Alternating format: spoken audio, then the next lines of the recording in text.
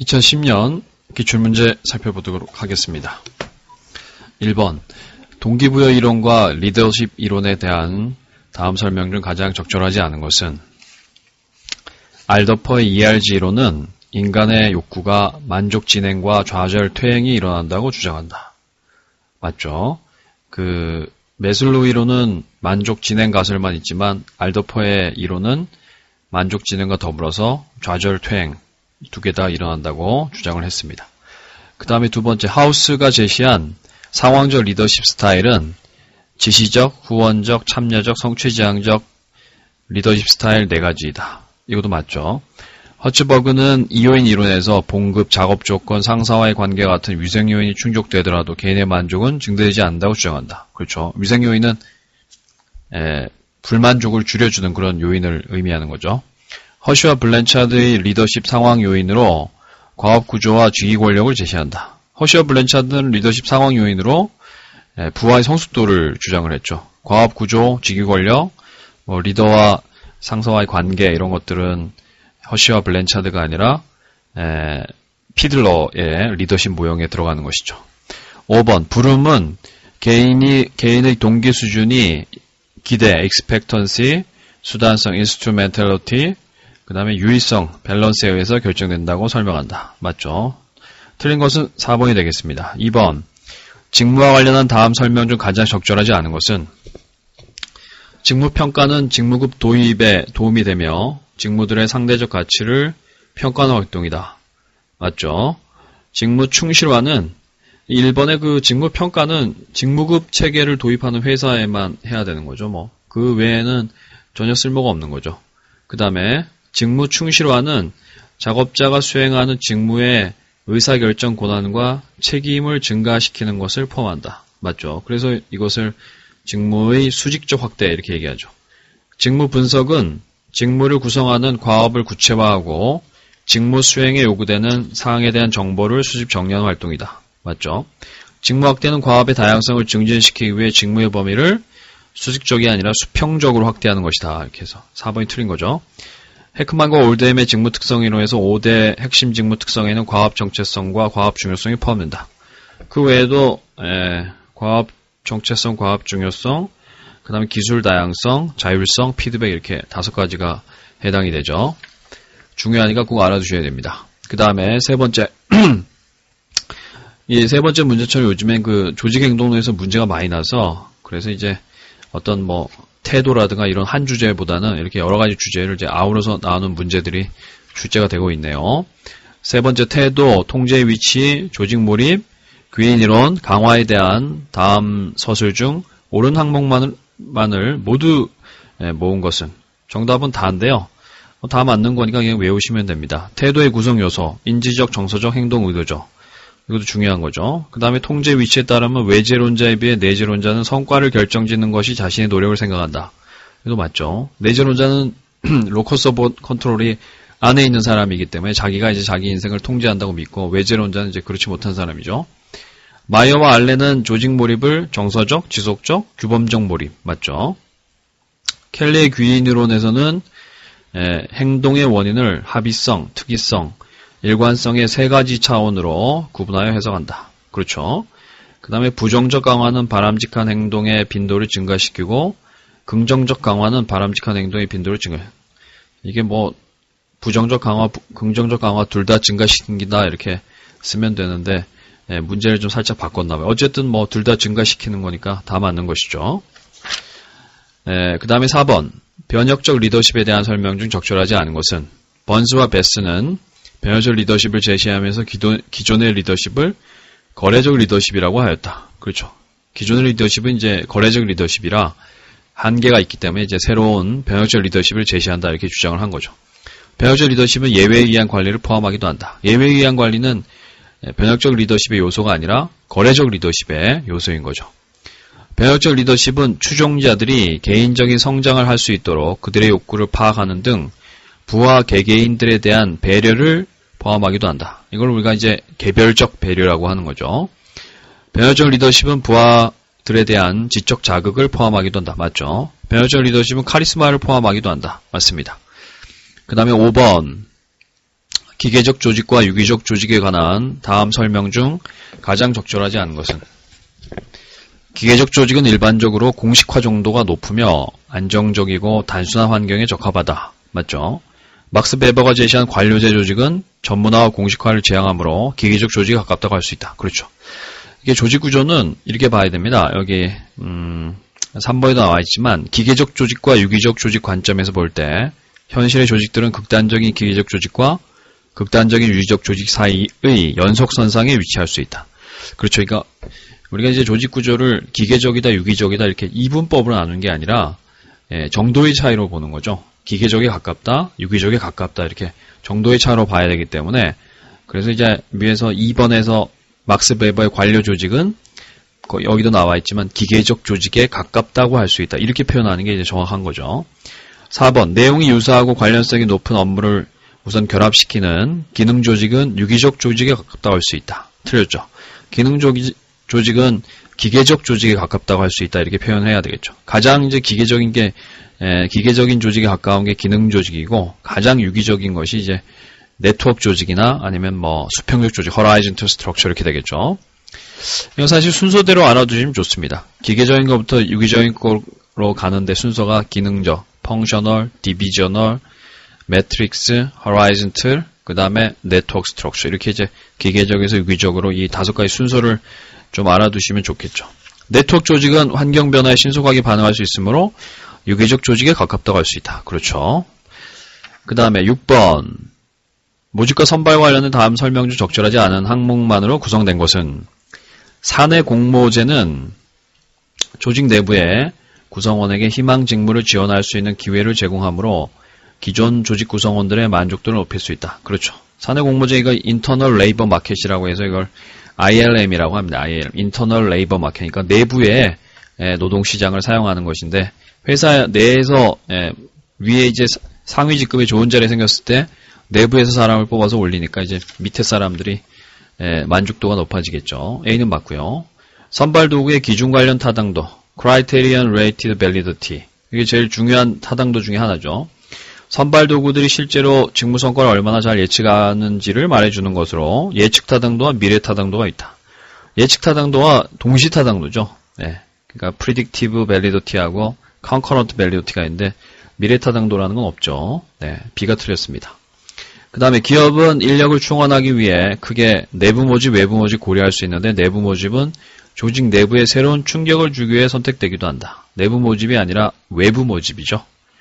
C도 틀렸고요. 선발 도구의 내용 타당도는 선발 시험이나 면접의 내용이 해당 직무를 수행하는 데 요구되는 요건들과 얼마나 일관성이 있는지를 나타낸다. 맞죠?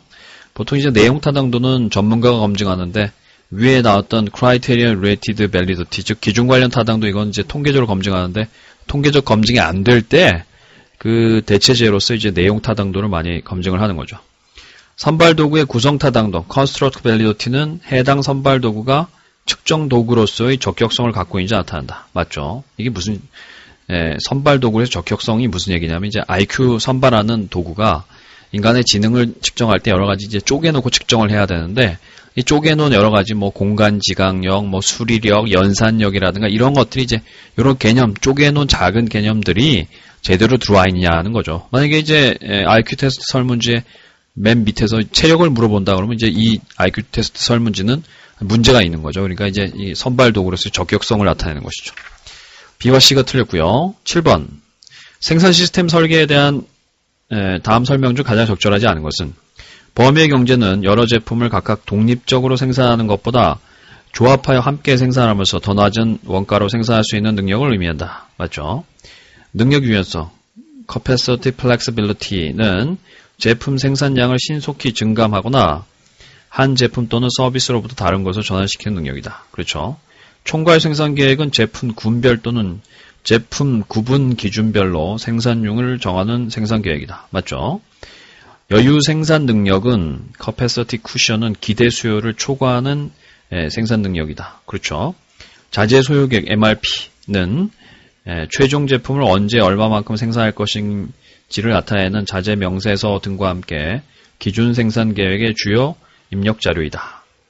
이게 이제 잘못된 거죠. MPS와 BOM 이런 것들이 이제 MRP의 주요 입력 자료인 거죠. 그래서 MPS는 자재 명세서와 함께 MRP 자재 소요 계획의 주요 입력 자료다. 이렇게 고쳐야 맞겠죠. 5번이 틀렸습니다.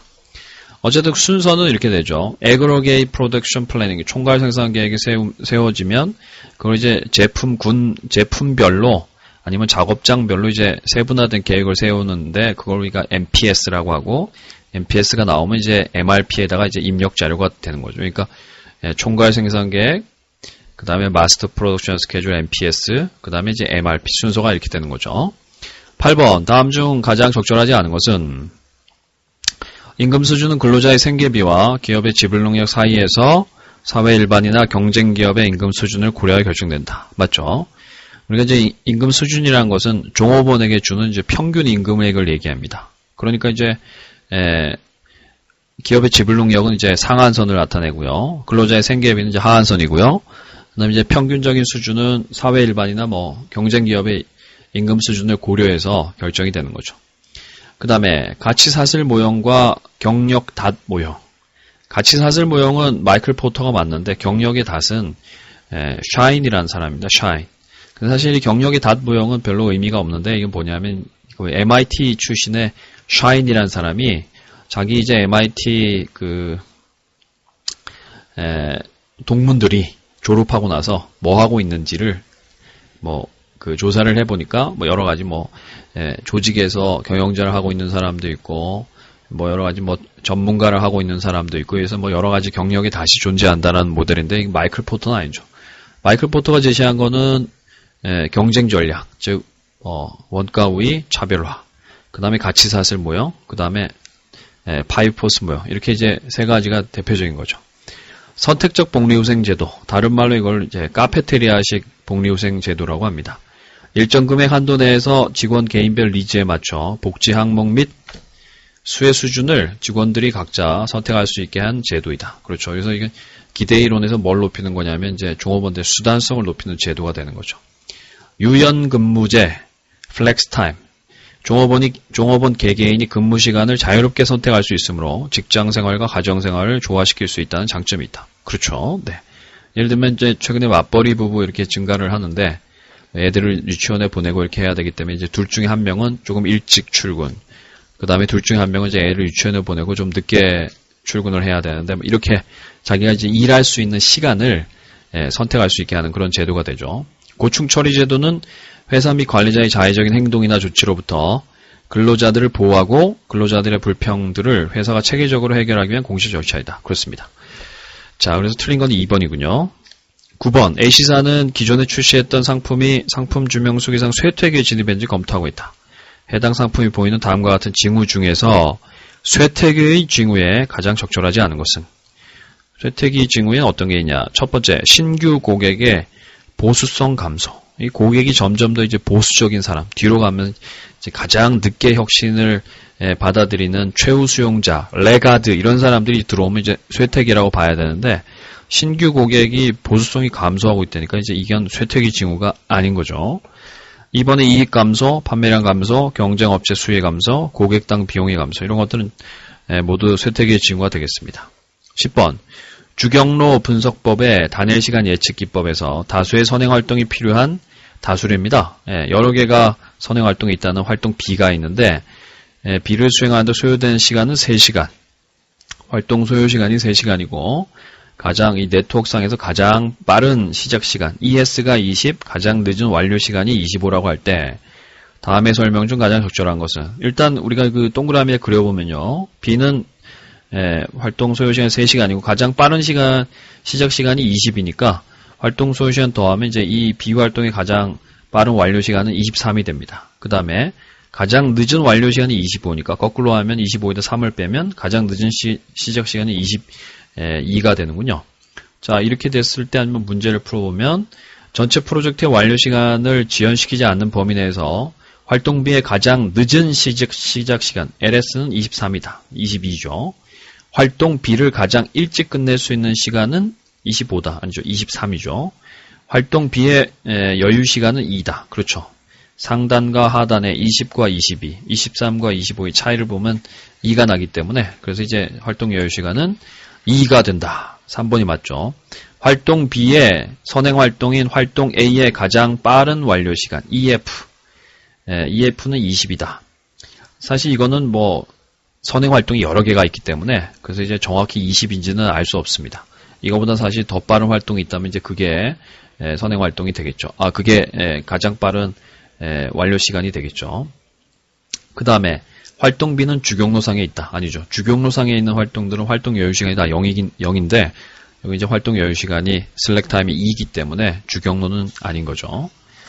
그 다음에 11번 프로세스 혁신 기법에 관한 다음 설명 중 가장 적절하지 않은 것은 BPR은 비즈니스 프로세스 리엔지니어링은 비용이나 품질과 같은 주요 성과 지표의 극적인 개선을 위해 업무 프로세스를 기본적으로 다시 생각하고 근본적으로 재설계하는 것이다. 그렇죠.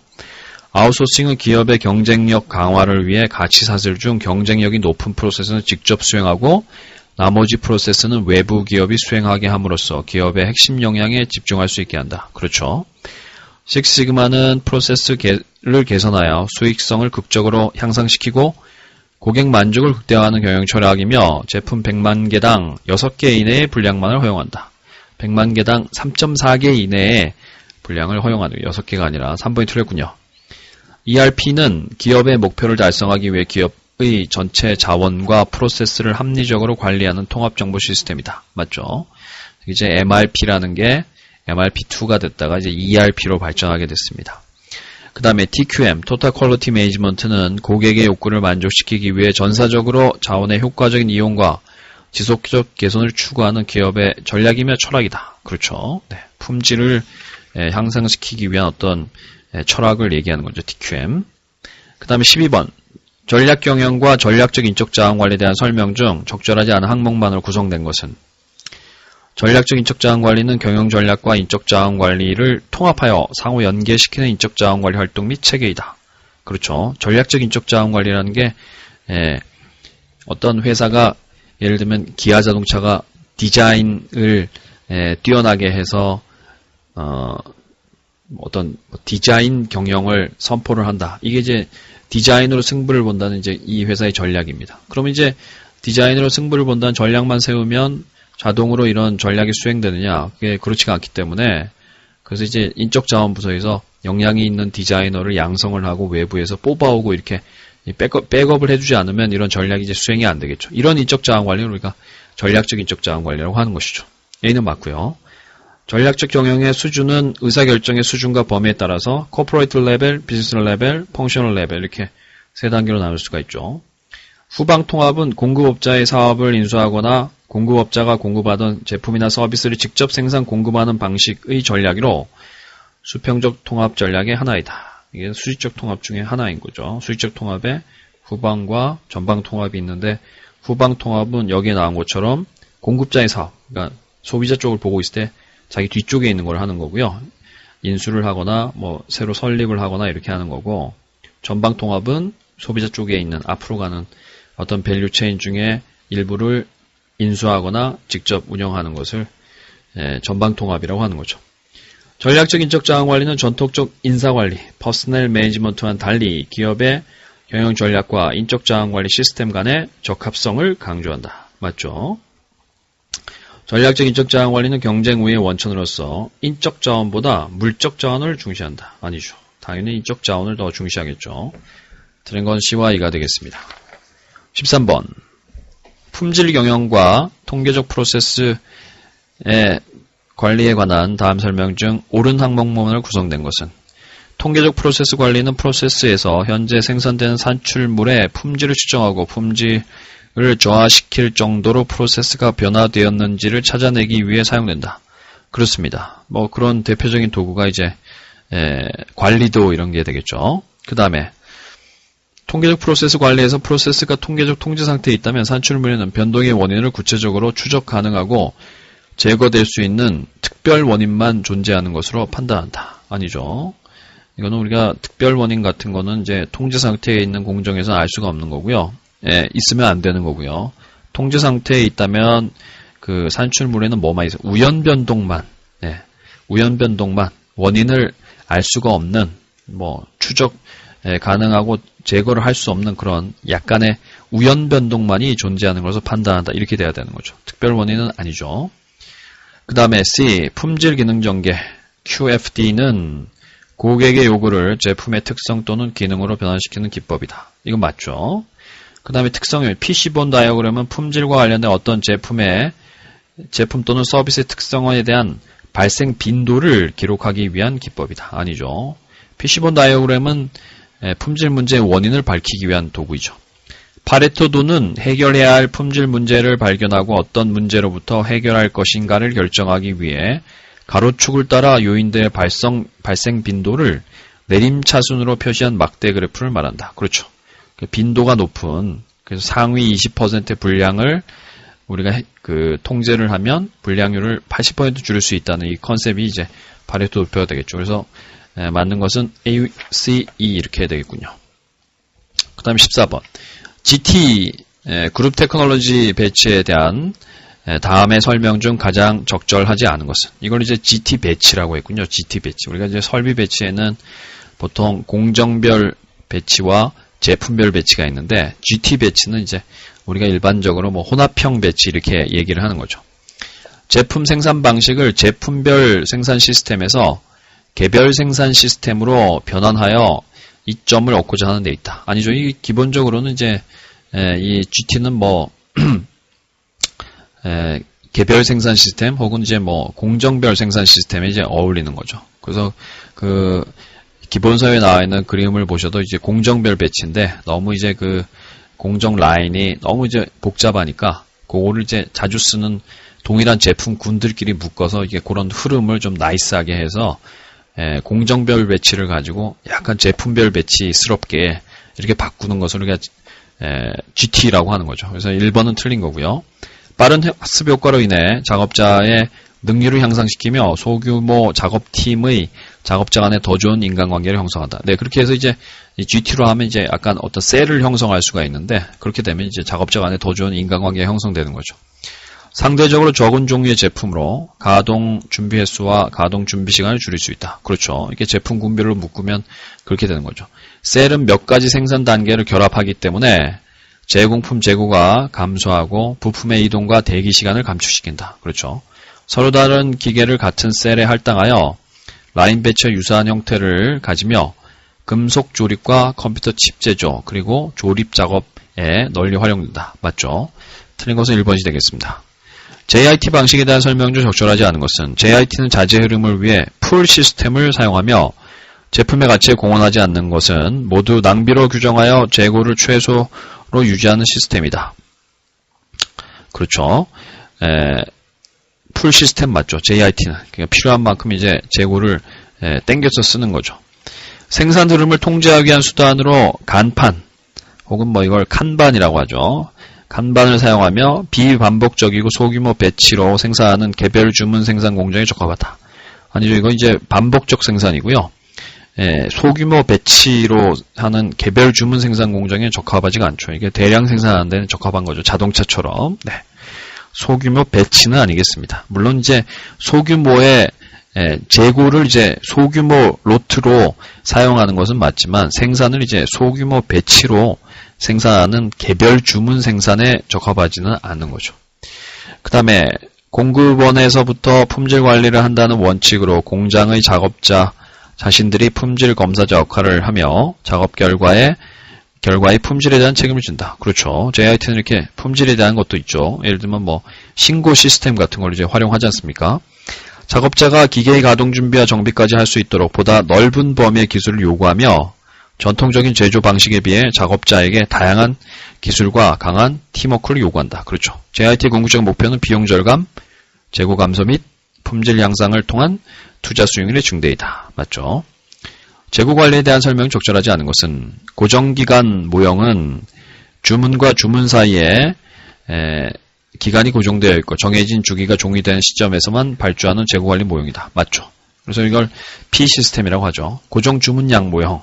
Q 시스템은 주문량이 고정되어 있으며 재고가 특정 수준까지 줄어들면 주문을 발주하는 재고 관리 모형이다. 그렇죠. 특정 수준이 바로 뭐냐면 리오더 포인트가 되겠죠. ROP. 생산 제품 변경을 위해 추가적인 준비 비용이 발생하지 않는다면 1회 생산량을 줄이는 것이 재고량도 적어주고 재고 유지 비용의 절감도 가능하다. 그렇습니다. 생산 제품 변경을 위해 추가적인 준비 비용, 이게 뭐 제품을 변경하는데 셋업 코스트가 발생하지 않아요. 그럼 이제 1회 생산량을 줄이는 것이 그렇죠. 네. 재고량도 적어들고 그 다음에 재고 유지 비용 절감할 수 있죠. 맞죠? 경제적 주문량 모형에서 다른 요인이 일정하다고 가정할 때 주문 비용이 50% 증가하면 경제적 주문량은 37.5% 증가한다. 그렇지가 않고 계산을 해보면 대략 이제 22.5% 정도가 증가를 합니다. 4번이 틀렸죠. 고정기간 모형은 고정 주문량 모형에 비해 평균적으로 더 많은 안전재고를 보유한다. 그렇습니다. 왜냐하면 고정기간 모형은 소위 말해서 방지기간이 재고 고갈을 방지해야 되는 기간이 고정 주문량 모형에 비해서 좀 상대적으로 길기 때문에 그래서 이제 더 많은 안전재고를 보유해야 되는 것이죠. 17번 효과적인 시장 세분화를 위해 세분시장이 갖춰야 할 요건 중에서 적절하지 않은 것. 크기, 구매력, 기타 특성 등을 측정할 수 있어야 한다. 이게 이제 측정 가능성이죠. 세분시장에 속하는 고객들에게 효과적이고 효율적으로 접근할 수 있어요. 접근 가능성. 너무 작아서는 안 된다. 실질성. 경쟁 회사의 세분시장에 대응할 수 있도록 세분시장을 결정해야 한다. 아니죠. 이게 이제 경쟁 회사의 세분시장하고 대응하게 만들면 직접적인 경쟁을 해야 된다는 걸 의미하기 때문에 가급적이면 우리가 경쟁력이 없는 경우에는 이런 것들은 이제 하지 않는 것이 좋겠죠. 4번이 틀린 거고요. 같은 세분시장에 속한 고객끼리는 최대한 비슷해야 하고 서로 다른 세분시장에 속한 고객끼리는 최대한 상이해야 된다. 이게 이제 기본적인 시장 세분화의 마인드가 되겠죠. 18번 고객과의 접촉 정도와 고객화 그리고 노동 집약 형태에 의해 분류되는 서비스 매트릭스에 대한 설명 중 옳은 항목만으로 구성된 것은 서비스 공장은 고객과의 접촉 정도와 노동 집약도의 정도가 모두 낮은 서비스 조직으로 항공사, 호텔 등이 포함된다. 이 맞죠? 서비스 샵은 고객화 정도가 높고 노동 집약도는 낮은 서비스 조직으로 서비스 공급의 스케줄링, 비수기, 성수기, 수요 관리 등의 의사결정의 초점을 둬야 한다. B도 맞죠? 전문 서비스는 고객화 정도와 노동 집약도가 모든 서비스 조직으로 병원, 자동차 수리소 등이 포함된다. 이게 앞에 있는 내용은 맞는데 병원, 자동차 수리소는 전문 서비스가 아니라 서비스 샵이 되죠. C는 틀렸고요. 노동 집약도가 높은 서비스 조직에서 인력 자원에 대한 교육, 훈련과 종업원 복지 등의 의사결정의 중점을 둬야 한다. 그렇죠. 왜냐하면 이제 노동 집약도가 높은데 이런 게 안 돼주면 이제 이직률이 높아지고 하니까 문제가 생기는 거죠. 고객과의 접촉 및 고객화 정도 높은 서비스에서는 마케팅, 서비스 표준화, 서비스 시설 등의 의사결정에 중점을 둬야 한다. 이게 이는 여기서는 뭐 품질 유지, 고객의 개입 통제, 숙련 노동자 이탈 방지 뭐 이런 것들을 이제 중요시해야 되겠죠. 그래서 맞는 것은 A, B, D가 되겠습니다. 19번 AB사는 불황으로 매출이 감소하고 있어 자사제품 3종류에 대한 가격 인하를 전격적으로 추진하였다. 소비자들이 가격 인하를 느낄 수 있도록 웨버의 법칙을 이용해 최소한의 가격 인하 폭을 결정하였다.